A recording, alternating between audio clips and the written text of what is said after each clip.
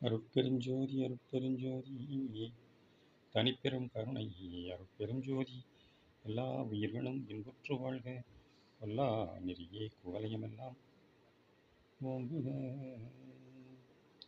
திருவருட்பிரகாச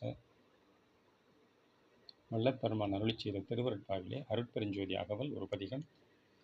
அதற்கு திண்டுக்கல் சுவாமி சரவணானந்தா அவர்கள் உரை விளக்கம் எழுதி வெளியிட்டிருந்தார்கள்.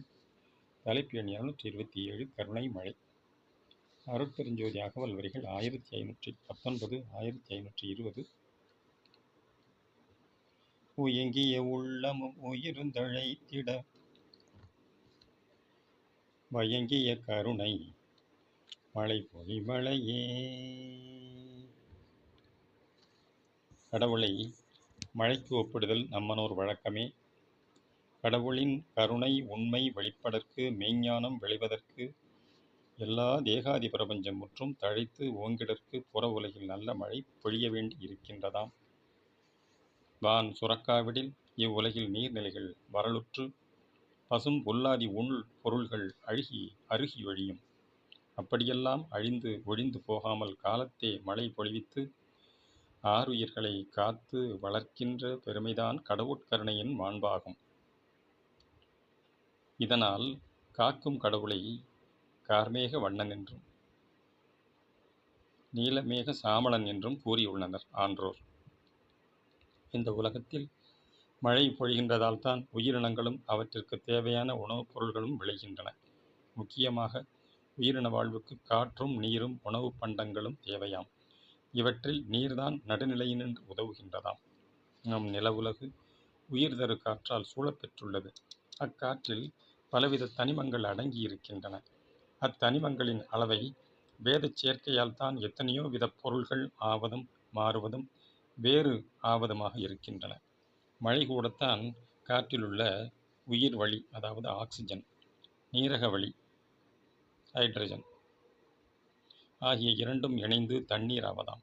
இப்படித்தான் தொடக்க காலத்தில் நில உலகில் நீர்நிலை தோற்றி பறந்து கிடந்து பின்னர் ஞாயிற்றின் சூட்டால் நீராவியும் மேற்சென்று முகிலாகி வானத்து நீர் சத்தையும் கலந்து அப்படி கலக்கும் போது ஏற்படும் இரசாயன மாற்றத்தால் இடி மின்னலை உண்டாக்கி கொண்டு மழையாக பாரெங்கும் காலகாலத்தில் முறைப்படி மழை பொழிகின்றதாம்.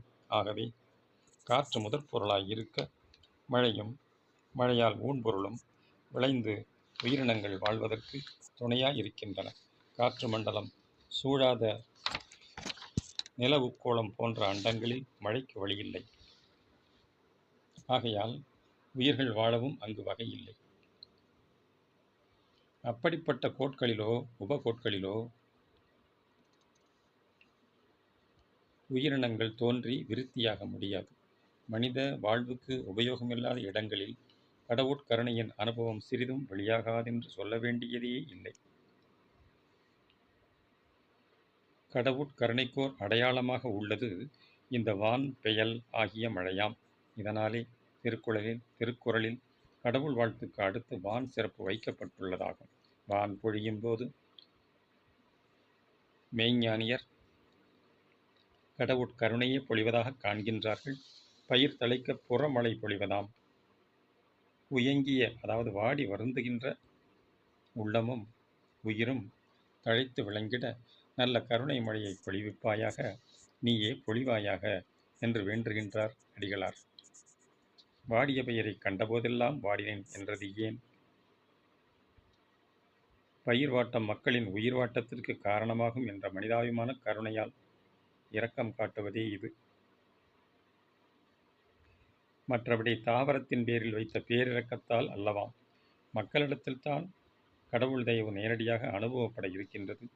தாவரத்திடத்து அத்தயவு மேற்பிறவிக்கு ஏற துணை புரிகின்றதாகும். ஆகையால் மனிதன் தயவோடு மனித வர்க்கத்தை காக்க தாவரத்தை பயன்படுத்துவது முறையாக உள்ளதாம். தயவுடையவன் தாவரமல்லாத உயிர்களை வதைத்து தனக்கு உணவாக ஆக்கிக் கொள்ளக்கூடாது. அப்படி செய்வதால் கடவுட்கருணை பெற முடியாது போகும். கொலையற்ற சுத்த வாழ்வு தோன்றினால் உலகெங்கும் காலத்தில் நல்ல மழை பெய்யும், புறமும் அகமும் தழைத்து ஓங்கும். ஆகவே ஜீவர்களிடத்தே நாம் இயன்ற அளவு கருணை பொழிவோம். அப்போது கடவுள் தன் கருணையை நம்மீது பொழிந்து பேரின்பில் தழைத்து ஓங்கச் செய்வார். அருட்பெரும் ஜோதி அருட்பெரும் ஜோதி தனிப்பெரும் கருணை அருட்பெரும் ஜோதி தயவு